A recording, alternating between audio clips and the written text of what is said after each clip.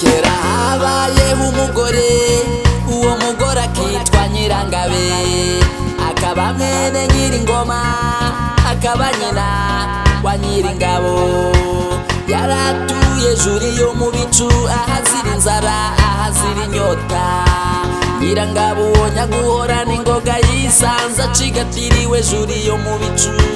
Yaratwite kandi yosa, yarakikijwe n'abana barimo Byiringiro wikundiraga gucuranga inanga, barimo Nyiringabo wikundiraga umudendezo, bakabamo na Nyiramariza wikundiraga uturimo nyabari.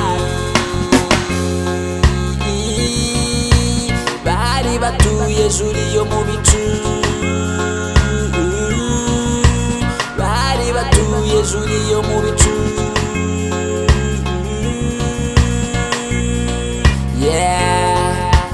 Umunsi umwe Nyirangabe nyaguhorana ingoga yari yicaranye n'abana, yaratetse amabungo yuzuye icyumba, atangira agira ati reka mbacire umugani mbabamuze umugani ntuzave kandi aranjye azasanga ubukombe bw'umugani bukiziritse ku muganda w'inzu.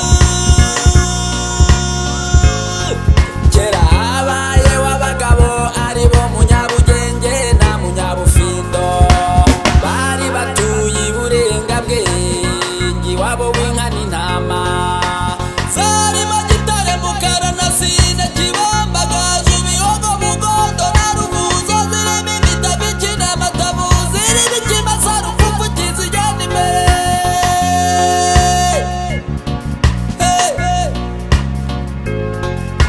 Zizira ikijuju zikazira urunyombya, zirimo impuga z'inyambi, Nyemeramihigo, Indatirwa abahizi, Impakanizi n'iwabo w'abisi n'abasizi, n'Abanyiramahamba n'amazina yazo, n'iwabo w'abataramyi aho ingoma zigihatwa umurishyo, ahakiri inkera y'urusobe isobetswe n'amajwi y'urusobe, aho abagabo bakivuga imyato abandi bakavuga amacumu, aho abagore bakivuza impundu, aho abana bagitera sambwe bagakina sambwe, n'iwabo w'amasugi n'imanzi, akaba iwabo w'ibikomangoma.